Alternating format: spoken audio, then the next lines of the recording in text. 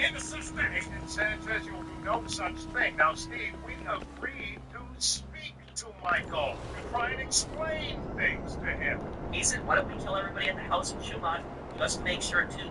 So Steve Haynes would have 100% killed Mr. K and his entire family. By her putting him on a plane and sending him away, he saved both Mr. K and his family. Once Steve Haynes dies in the game, Mr. K can probably return to his family, because I doubt they will actually care about that. As bad as Dave Norton is, he has more integrity than Steve Haynes. But what if I was to tell you that Mr. K is actually based on a real-life person heavily inspired by him? I don't know if 100% Mr. K is inspired by this guy, based on this guy, but their situations are very similar. A very similar situation happened in real life. The man's name in real life is Murat Kornaz, which I have an image of right here. He was born in Germany to Turkish parents. In 2001, he became very religious. He was 19 at the time, and he traveled to Pakistan visiting several mosques. This was in October of 2001, the same month the United States invaded Afghanistan. Kornaz was traveling with his friends south of Belgium. Kornaz also claimed that he was married to a Turkish woman by the name of Fatima, and he wanted to study Islam for her, which is why he went on the trip. Once they were at the airport, Bilgen was not able to board the plane because he had a previous charge and fine where his dog ran unattended and attacked someone. He was ordered to pay a $1,300 fine before he could board. He called his brother Abdullah and asked him to wire the police the money. When Abdullah called the police, he told the German police, "My brother is following a friend to Afghanistan to fight the Americans," he said, according to police reports. Abdullah stated he was stirred up in a Bremen mosque. Now, this does look very suspicious, I will admit, but Abdullah's German was terrible. He later took back his statement. He said his words were taken out of context, and he was worried his brother might be caught up in the fighting. This is hearsay. It's not evidence. Hearsay is when someone makes a claim about someone else who will not testify. Abdullah would not testify in his original statement later on. But also, it's in this, from what I've seen, when he made the statement to the police, he said his brother is following a friend to fight the Americans, but he did not name that friend. He instead just said following a friend. So it seems like Abdullah doesn't even know who Kurnash is. And so here's what I think happened. I think that Abdullah saw his brother and Kurnash, two young guys becoming very religious, and they were visiting a country or nearby. He thought that they might end up joining the Taliban. That's what he probably assumed was happening. He thought they were possibly being radicalized. There is no proof that Kurnash was going to join the Taliban. The really messed up thing here is that Kurnash had no idea that Bilgen had been arrested, and he got on the plane in Pakistan. He had no idea he was being investigated. Bilgen, after a careful investigation was cleared, the police investigated this. The German police investigated this thoroughly into Kurnash as well. What they found was that his mother claimed he purchased boots and binoculars when he was going to Pakistan. This is hardly evidence of him doing anything bad. Pakistan is a very mountainous country. He was planning to do a pilgrimage through the entire country. Someone traveling through the mountains would want boots and binoculars. Again, while the binoculars might look a little suspicious, it's not evidence that he was planning something bad. I wasn't able to find whether he took the binoculars with him on the trip, but if he's traveling and maybe it's for sightseeing, it would have been much more concerning if he was buying things like knives or some kind of material to possibly make bombs. So the German police, they looked into this, and the German police found nothing. Now, the German police, they interviewed a colleague of Kurnash who attended the same shipbuildings. This colleague claimed that Kurnash had Taliban written on his phone. This also looks really bad. And when you break this down, this is hearsay as well. The phone was never recovered, and the person making this allegation against Kurnash did not testify, making it hearsay. And when you think about it, who would have Taliban written on their phones? Even terrorists aren't that stupid. This may have been simply a colleague who did not like him or thought he saw something that he didn't see. You know, the police are questioning. This is right after September 11th, so everybody's on edge. Everybody's, worried that something like this might happen. The German police are probably interviewing his colleagues. One of his colleagues, they're interviewing him, asking him, did you see anything suspicious?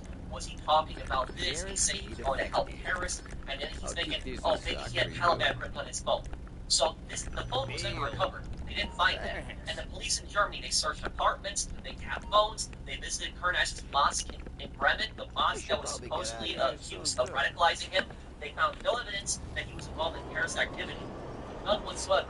And also, even though these two statements here, the one about the Taliban on his phone, and also about his friend's brother claiming that they're going to Afghanistan to fight the Americans, even though these do look bad here, guys, I will admit, when I read his tribunal, because he attended the military tribunal later on, there's actually more proof that this statement by Abdullah was actually nonsense. I'll explain a little bit later. I'll come back to this statement. Morse Mutual Insurance. How can we help you? What happened to Kurnash? I think we can do that.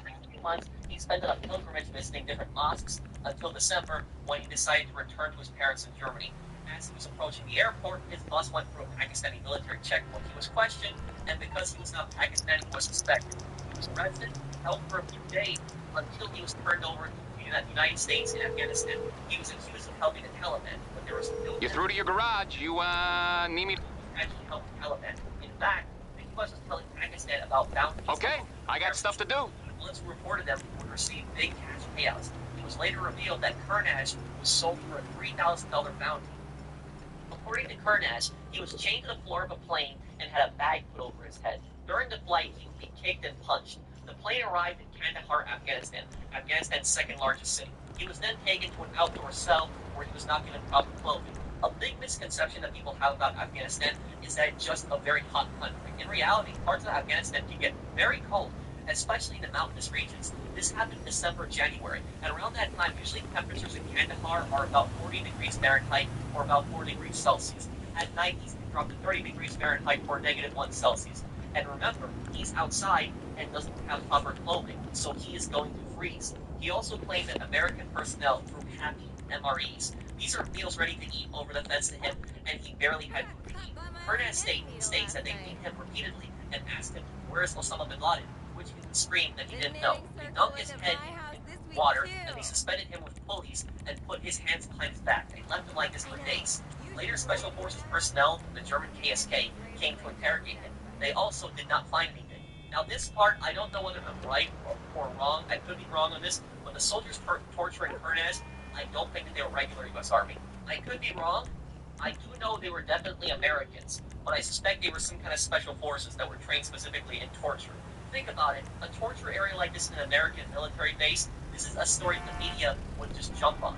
The government would do their best to hide a story like this. I think the soldiers torturing him weren't some regular U.S. Army guys because their risk of that getting out enormous. With some kind of elite special forces, it would only be selected personnel. You need something, huh? One of your rides? Let me know. Section of the base. I'm not defending what they were doing with Spartan. Damn degenerate! U.S. Army was more elite soldiers doing the torture. There was at least the CIA experience as well. The CIA had known throughout history for their torture methods. Kurnaz claims that he saw one prisoner beaten to death for 9 months. He described how long he was beaten, but other prisoners claimed it was 5 days. After a few weeks, he was transferred to Guantanamo Bay, Cuba. Now, this is what confused people a lot. Why does the U.S. have a military base in Cuba, a communist dictatorship that's hostile to the U.S.? Guantanamo Bay is the base of the U.S. leased from the Cuban government during their Spanish War in 1898. In 1898, Spain and the U.S. went to war. The U.S. helped the Cuban rebels gain their independence. The U.S. put a real U.S.-Cuban government in. It was You there? had greater autonomy than the Philippines, for example. The U.S. established the base there after the war, and they've kept it ever since. After the communist takeover, the U.S. refused to leave, and that is how they have a base there. Now, why Guantanamo Bay specifically? It was converted into a terrorist prison in 2002, where the U.S. government could send suspected terrorists. The U.S. government could argue that since the suspects are not on American soil, American law does not apply. Kurnaz was put in an orange jumpsuit and forced to wear a gas mask while chained to the plane. During the flight, he was not allowed to sleep and constantly woken up.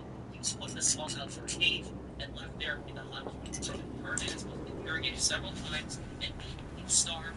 Other times he was too tired to eat. He would be force-fed. He was not able to sleep for 3 weeks, and every hour moved to a different cage. This was flying for 5 years. And if I talk about some of the other things he encountered... You gonna hit me with it? Because how extreme it was. What Kurnaz experienced was hell on earth. 2 years in his detention in Guantanamo, he was called military in 2004. Let's read what he was accused of exactly here and see what the evidence against him is.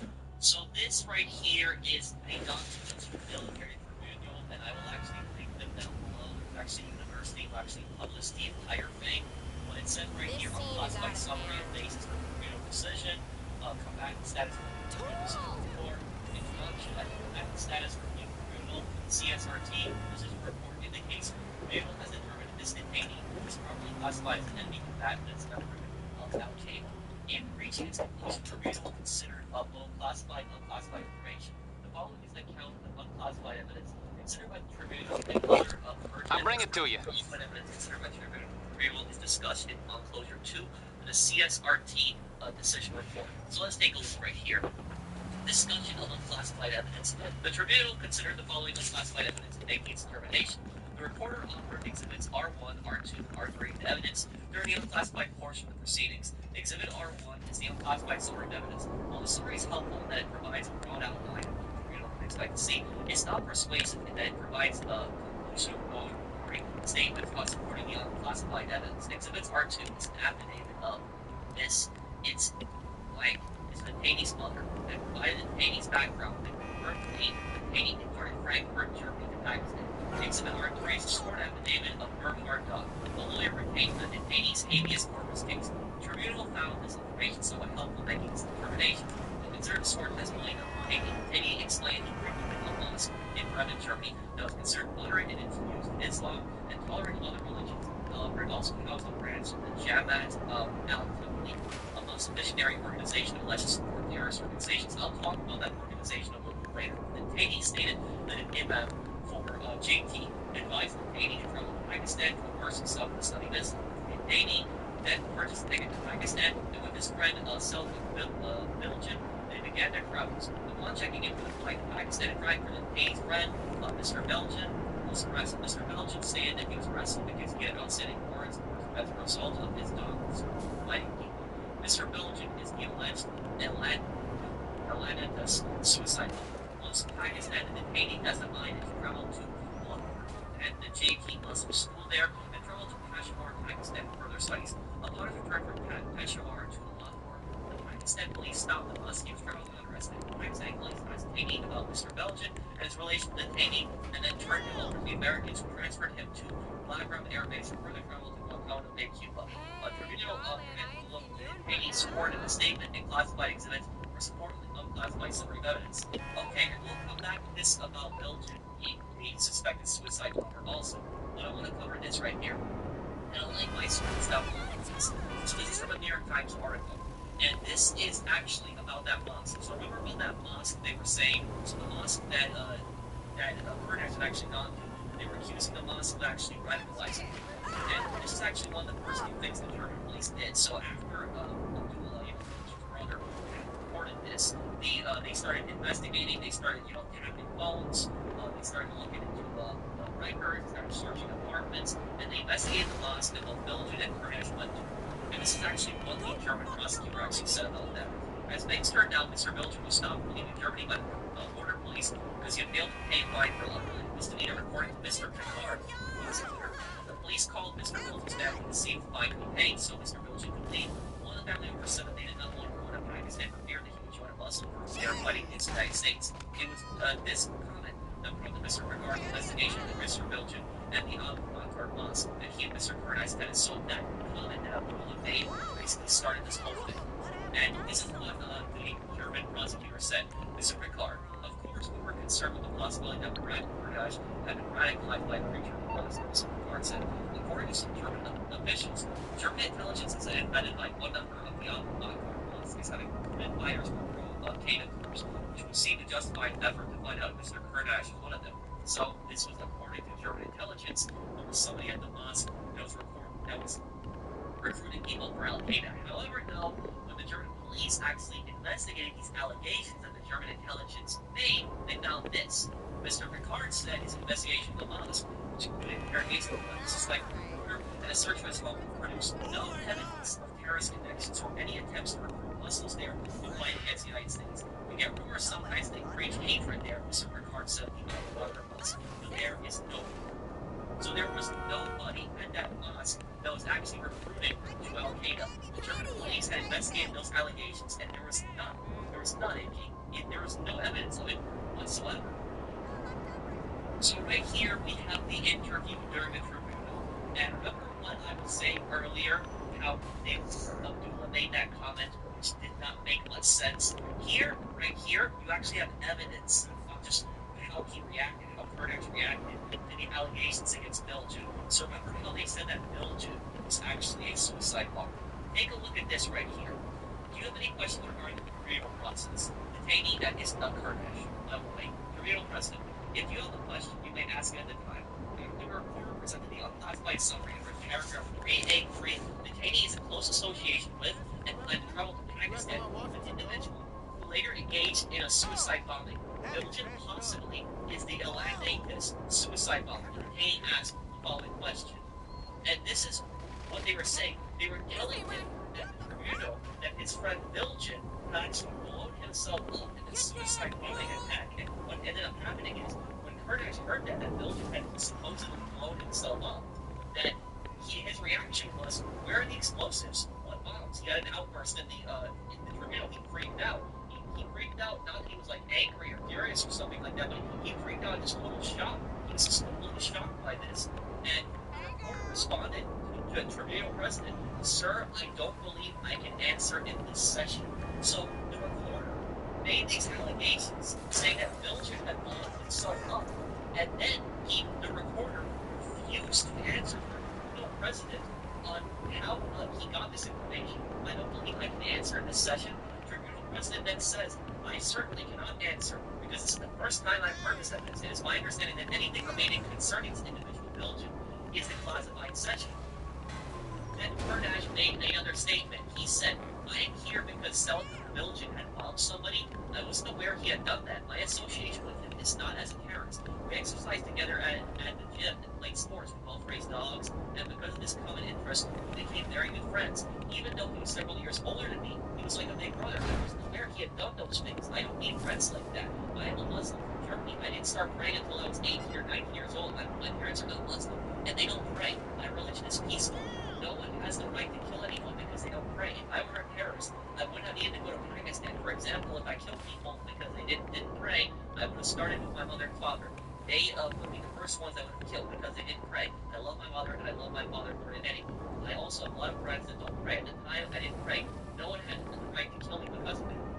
He continues and he says, "I didn't do anything wrong in Pakistan, nor did I harm anyone in any country. I've never been to America before or after September 11th. I didn't have any reason to go to Afghanistan. My visa was issued in Germany to travel to Pakistan, not Afghanistan." And Inaudible told me Cook had blew himself up and someone else. I never knew about that, and he had never done anything like that before. When I knew Cook, he was a good friend of mine. He exercised a lot. He was a nice guy. After Cook got married, we didn't spend much time together. He didn't go to the gym as often, and I was busy studying art. And I know what a lot of you guys are thinking. A lot of you guys are thinking, he was going to travel to Pakistan with this guy, and this guy's brother made an accusation against him, and then later on he blew himself up, so Kurdash must be guilty as well. But here's the thing. Here's the really crazy thing about this. What if I was to tell you that Bilgin never blew himself up? He never did. It never happened. There was actually a reporter from Mother Jones who actually went, tracked him down, interviewed him, and the German police, even when they heard about this tribunal, because this tribunal was the first time that it was active, Kurdash was actually able to get information to the outside world, and with his lawyer at that time, the German police even confirmed that Bilgin was alive. They were fine as well. So here's what it says here. One of the allegations that Kurdash would be traveling with companion south of Bilgin to carry out a suicide attack. As it turns out, Bilgin is alive and residing in Bremen with his wife and two small children. So in that time, Bilgin never went to Pakistan. He stayed in Germany after he had that fine for his dog attacking that guy after the police cleared him, and he had two kids with his wife at that time. I tracked him down in early January with 3 phone calls and a visit to his parents' home, and we met a couple weeks later at his lawyer's office near the city center. A stocky man with large dark eyes and a wide beard. He arrived in a white Audi station wagon with car seats in the rear and was wearing all the cargo pants with a big black jacket that cinched at the waist. Following his arrest in Frankfurt, he explained, he was held for a few days and then released. After that, 2 people from intelligence services came to talk to me, he told me. Some journalists called, then I just went on with my life. Indeed, Bilgin was never charged with any crime, although he was initially suspected of influencing Kurdash to Afghanistan and fled. Kurdash's parents ultimately in their subsequent deal, and the two men no longer speak. And as for the attack that Bilgin was actually accused of carrying out, there was an attack on a synagogue in Istanbul, and the terrorist who actually did that was called Elatun Nuts. And Bilgin was accused of committing the Elatun bombing, which then doesn't spell the guy's name correctly, that original terrorist who did the bombing. This is a separate bombing that they are claiming happened, and this second bombing that they're claiming did not happen. The terrorist called Elatun in Turkey that didn't attack. Belgium had nothing to do with this, and the second attack was spelled different.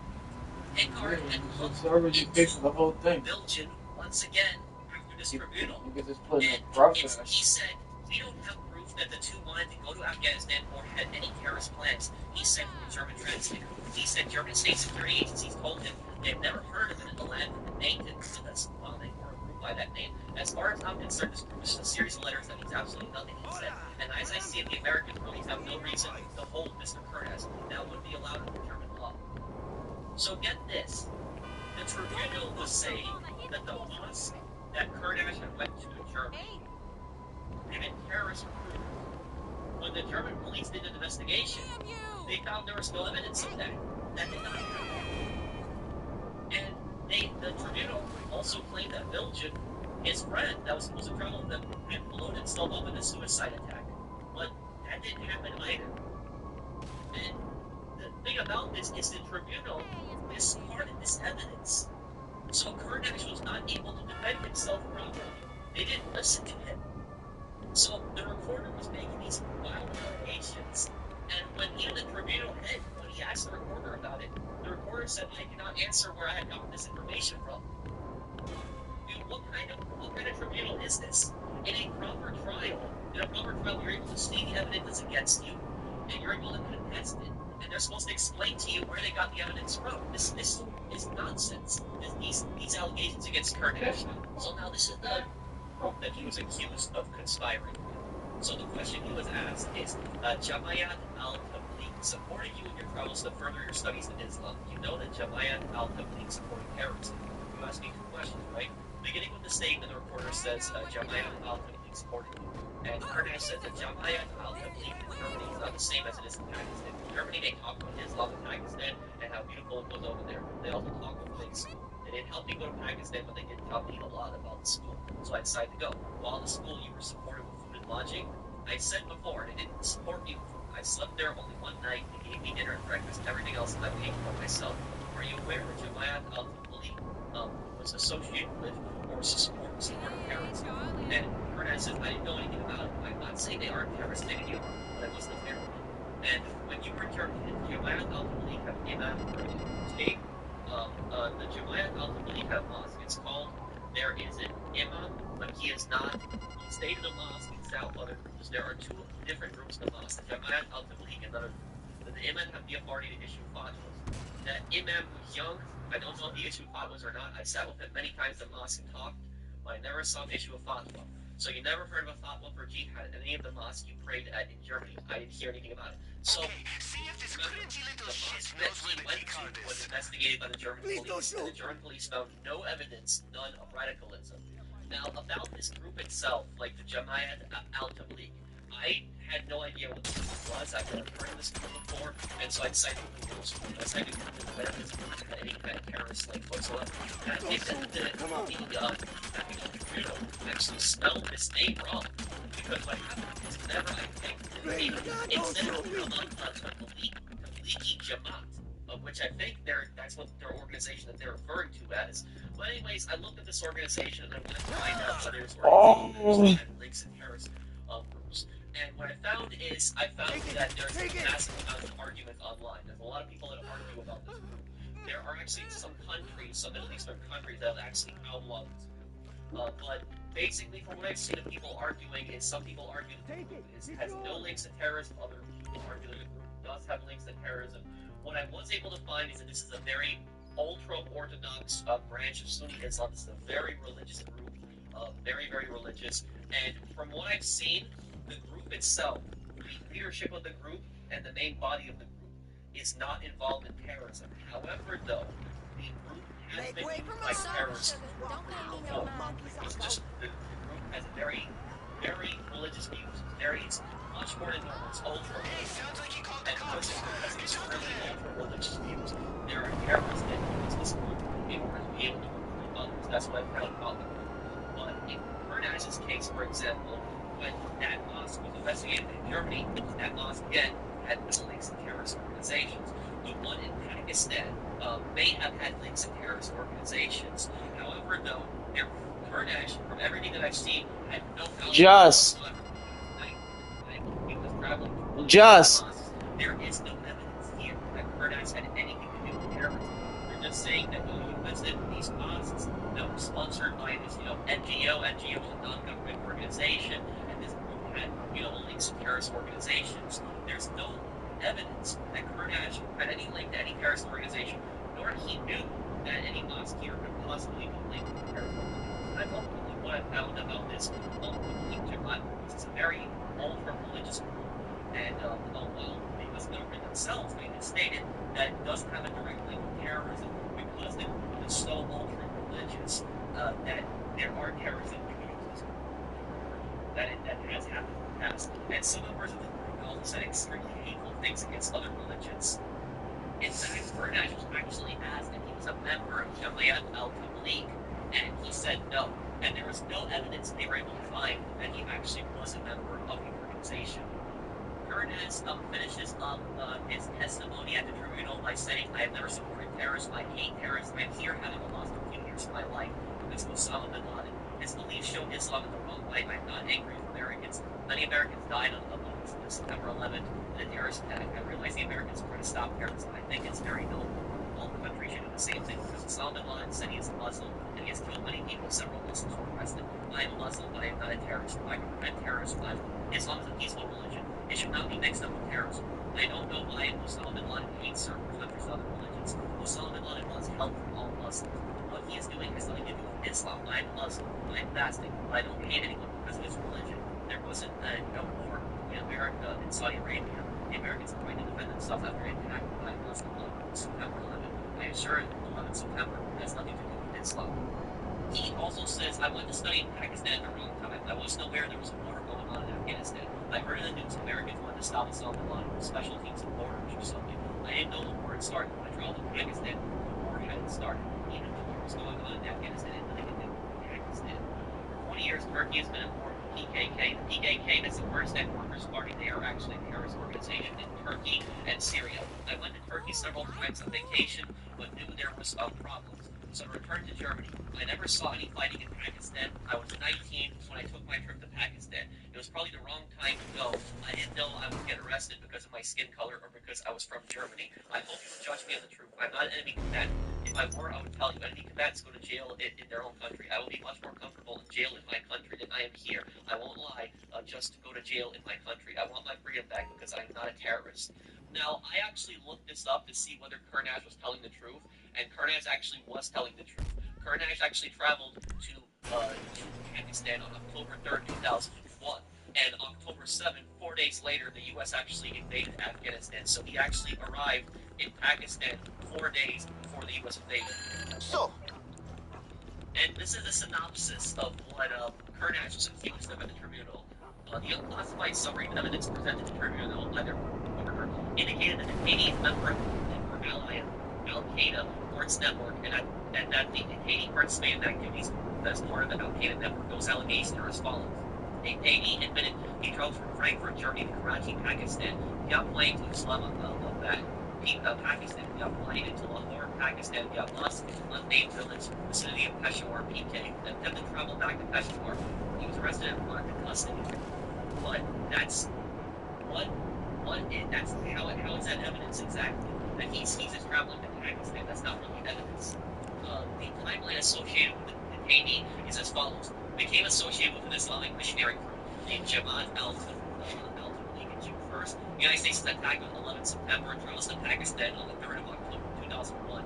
Continuous travels until his capture. So like I said about that Jamaat group, is that the group itself, from what I've read online, I could be wrong with this, but from everything that I've read online about the group, is the group's leadership, the top people in the group, apparently do not have a connection to terrorism. The group has, thousands of people. It's a very large group. However, though, because the group is very ultra-religious, terrorists have used the group before, and the group has been caught in scandals where they have said very hateful things towards non-Muslims. That has happened in this group. This group has thousands of people in it as well, so while it is an ultra-religious group, there's no proof that Kurdish himself had associated with any terrorists whatsoever in this group. And number 3, the Haiti's a close associate with and plan to travel to Pakistan with an individual who later later engaged in suicide bombing. Self-indulgent possibly is a suicide bomber. No, it was, oh my god, it was Bilgin. Bilgin had never blown himself up. This whole thing is just nonsense. That didn't happen. And I was just evidence against him. Haney stated he received free food lodging from school and NGO. Known to support terrorist acts against the United States while traveling to Pakistan. Covered by this NGO. He traveled to mosques that were affiliated with the Jamaat, but there's no proof that he was a member of the group, nor any that he associated with terrorists. Haney admitted that the school in Pakistan was run by this NGO, specifically the NGO president. Again, the thing about this is all of the evidence that is being used against Kurdish here, all of this is circumstantial evidence. A lot of this evidence is hearsay too. But for people that don't know what circumstantial evidence is basically when you have evidence that's something that it might point to someone being guilty, but it's not direct evidence. Direct evidence is more of like when you have like somebody's bank account, or you have somebody's DNA at the scene, something like that, or you have somebody like a gun, that's what they call it, that's physically on your person. That's direct evidence. What circumstantial evidence basically is circumstantial evidence. How can you guys think of it? Like, let's say there is a terrorist attack.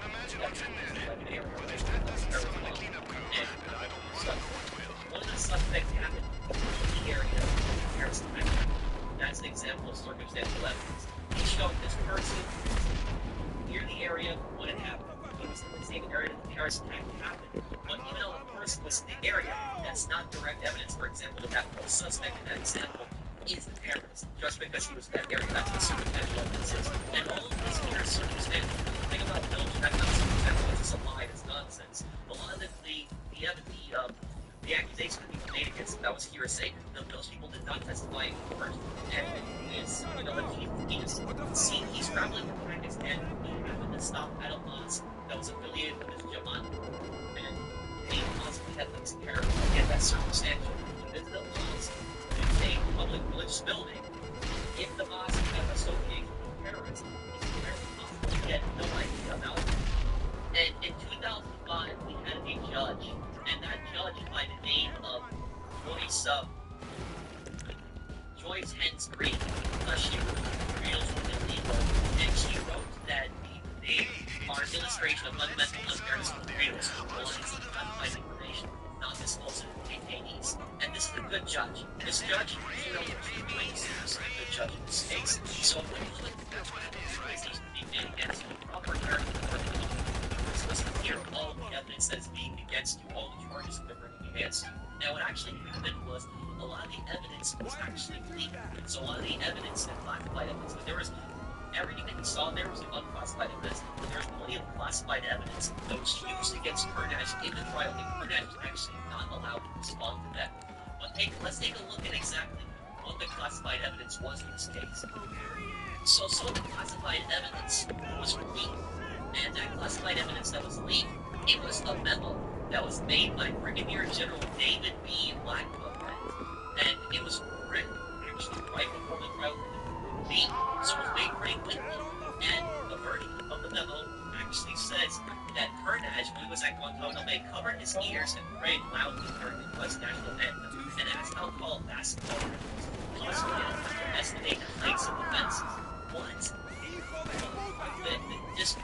Just listen to that statement that he was asking alcohol and basketball rivals in an attempt to estimate the height of the fence. It's just the statement is just so bizarre. And then he's praying loudly during the U.S. national anthem. Here's the thing about this, I don't believe this. For me, this is hearsay, and there's a reason that Yeah, I got you right now. hearsay and lacking in felt support for its conclusion, because all of this evidence against Kurdish is this. Give me 2 seconds. And guess what? That general made that memo. Guess who didn't testify against Kurdish? That's right, that general did not want to testify. That general was not brought in under sworn oath and made that statement against Kurdish. So I honestly don't believe this statement, because number 2, that these same people made up this story about Belgium. I got you right now. They changed it to that was an actual bombing that happened, and they changed it to a they had this bombing, and they said that Belgium did it, but there's no evidence that Belgium did it. And even when the German police provided the American government evidence that Belgium was alive, was married, and had kids, and never pushed himself up, they still used that evidence against Kurnash. Kurnash was not able to respond to these allegations. The allegations that he had covered his ears and prayed loudly during the end and was asking about how tall the fence was. He was not able to respond to these allegations during the tribunal and was used against him as a violation of his rights. And there was also a report by the Command Intelligence Task Force, the intelligence unit of the Southern Command, whose responsibility was Guantanamo, that said CITF has no definite evidence that any have been associated with Al Qaeda or make any specific threat against the United States. This stuff was classified. This stuff was not allowed. Why was this not? And people just stay okay with him being their enemy combatant. This was apparently was nonsense. The government withheld a lot of evidence.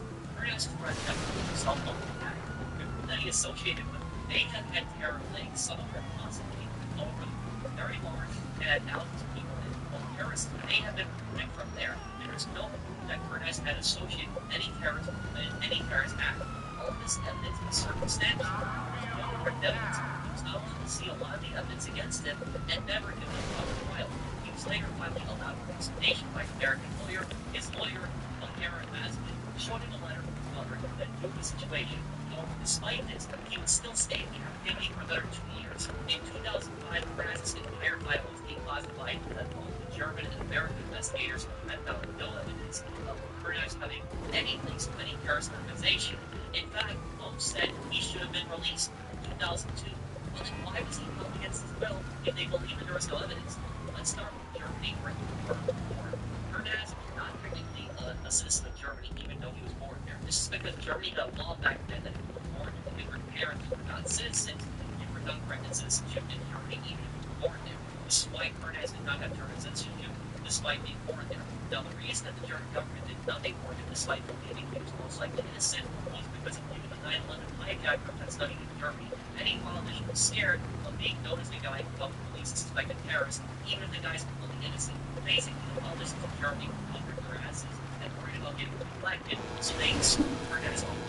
Kurnash finally was released in 2006. Before this, Frank Walter Steinmeier is the biggest opponent who was released in Germany when it damaged him. Now, the same politicians who were worried about getting re-elected tried to distance themselves from ignoring Kurnash's pleas for help. Turkey, on the other hand, believed that it was a German matter since Kurnash was born there. They agreed they were responsible for him, but they did not want to help him. And then we have the U.S. government. Why did they not release him? I think it's because they believed admitting in the system. Think about it. When they realized that Kurnash was most likely innocent, this was 2002. This is at the height of the war on terror. If the U.S. released him, they would be admitting all the torture programs and what happens at Guantanamo Bay failed. Technically, the government did pass laws admitting what happened at Guantanamo Bay, but the public was largely unaware that this was going on, especially when the NSA wiretaps of the Patriot Act until Edward Snowden revealed it. This would be admitting all the torture programs and admitting that they kidnapped an innocent guy and held him. So to cover it up, they probably kept him for years. That's my thing happening. On August 24, 2006, Kurnash was finally released. He was taken on a 17-hour flight to Germany, and once again chained inside the plane, he landed in Frankfurt, where he rejoined his family, and that's how his story ends. He published a book called 5 Years of My Life on Amazon. He also testified to the U.S. Congress on his treatment at Guantanamo Bay. Let me play some clips of that right here. Thank you, Chicho. Thank you, Mr. Blatt. And I understand now we are capable, technologically, taking the testimony from Mr.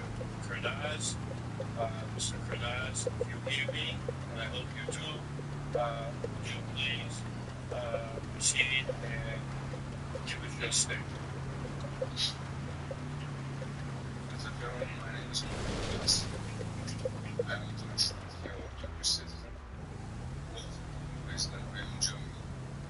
I only live in agreement with my mother, father, to learn about the injustice of the prison camp in Guantanamo.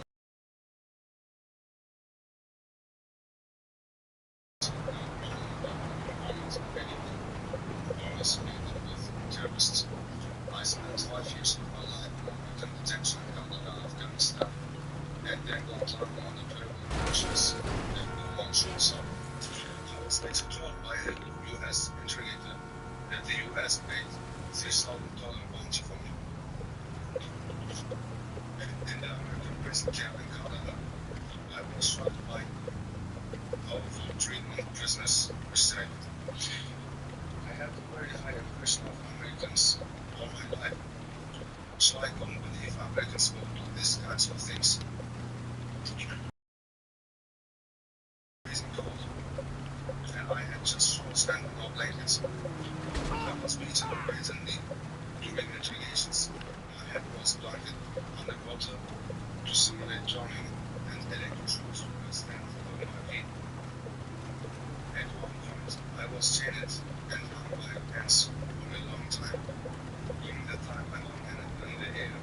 The doctors sometimes checked if I was okay. Then I walked behind up again. The guards accused me of being affiliated with Qatar. They thought that because we are both from Germany and Muslims, we must have worked with him. This was ridiculous and without any basis in reality.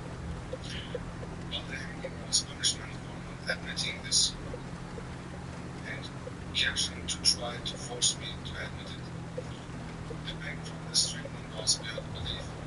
I know that others died from this kind of treatment.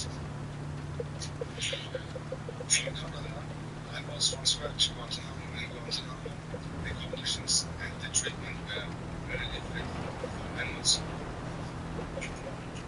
and actually not for human beings. I was deprived of sleep and food for a long time, for long intervals. I was forced to be in solitary confinement for long periods of time in prison and subjected to extreme cold and heat. I was subjected to religious and sexual humiliation. I was beaten multiple times. The guards forced me to accept medication that I did not want. So this entire video is a few hours long. I will put it in the description. And you're wondering what happened after that. Was anyone punished for it? They were not. And not only that, but he received no compensation from the U.S. government for his imprisonment. Hernandez was interviewed by the German police. He told them about the German Special Forces and the KSK soldiers who beat him. The German government initially denied these claims, but German didn't have anything to do with his torture. When the German government investigated it, they concluded that he was no victim. German KSK soldiers were involved in his interrogations. However, while unruly soldiers was accidentally deleted, claimed by the CIA, and all their files on the German soldiers disappeared. I don't think it's an accident. The U.S. Constitution, it has 27 amendments. One of those tell you the federal government has violated several of these, not just in Hernandez's case, but in other cases as well. Let's take a look at the most important amendment violated here, is the 8th Amendment. The 8th Amendment is as follows. Excessive bail shall not be required for excessive fines imposed, nor cruel and unusual punishments inflicted. Not a lot of people know this, but the U.S. Constitution forbids torture.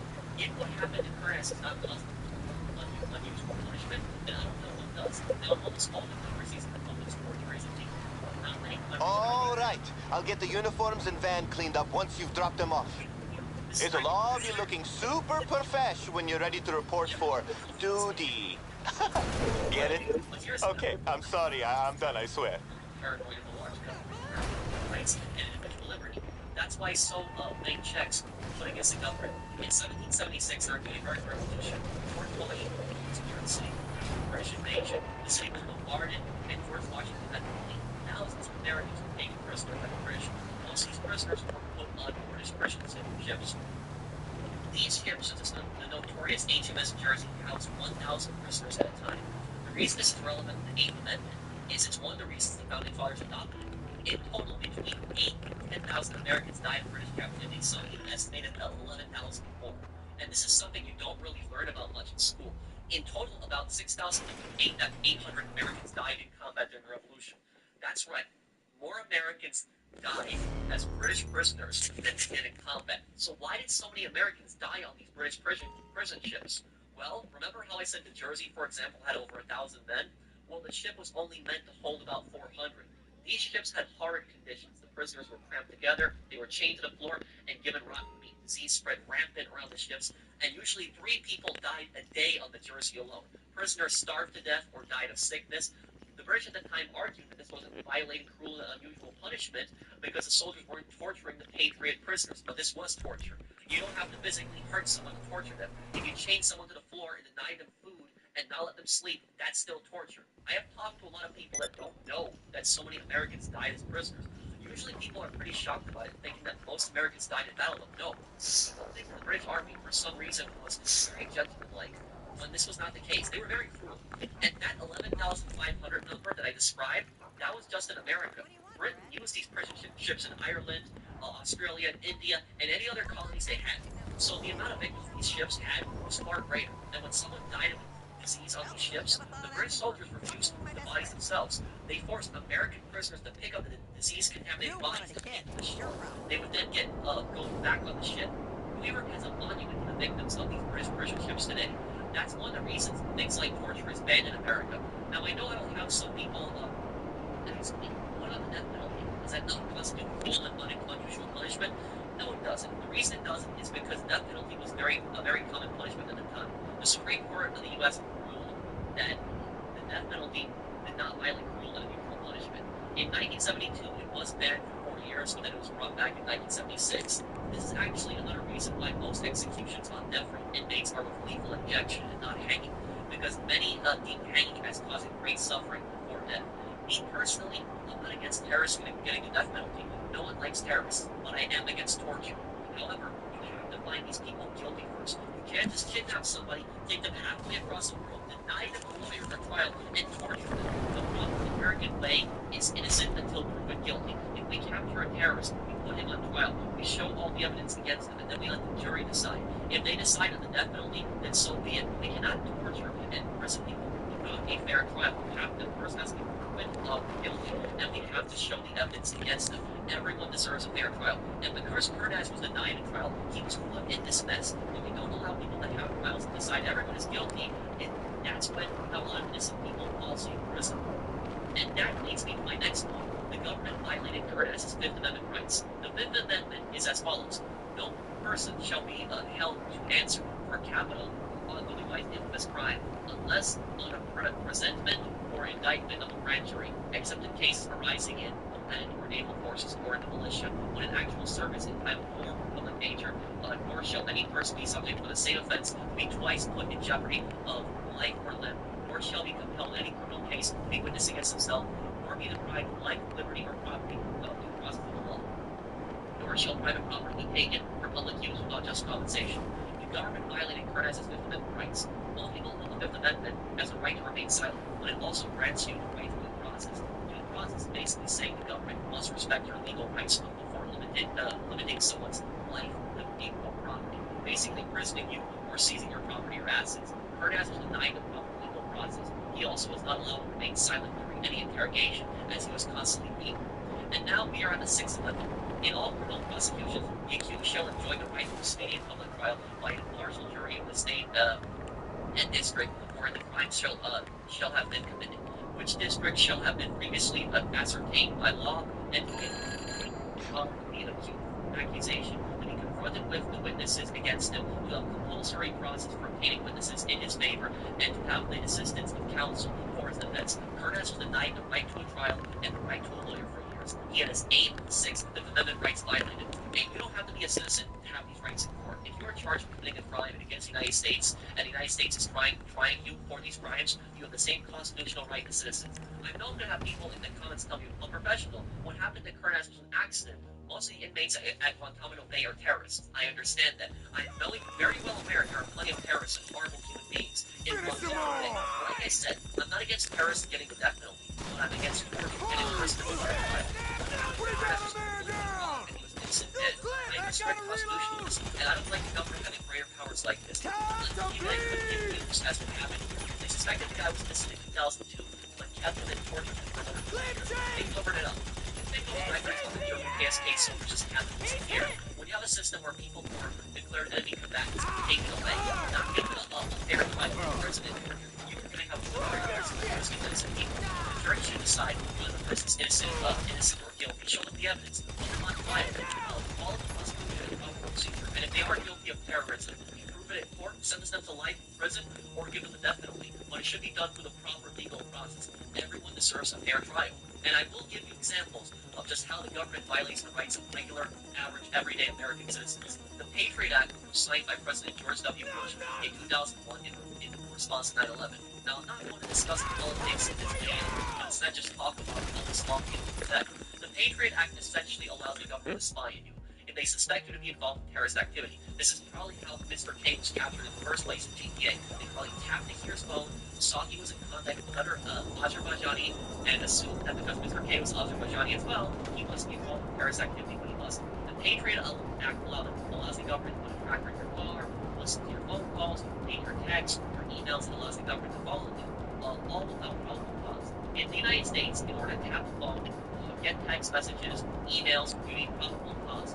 Probable cause is reasonable grounds that a crime has been committed or will be committed. The law enforcement need to go to the judge, you would either grant or deny a warrant.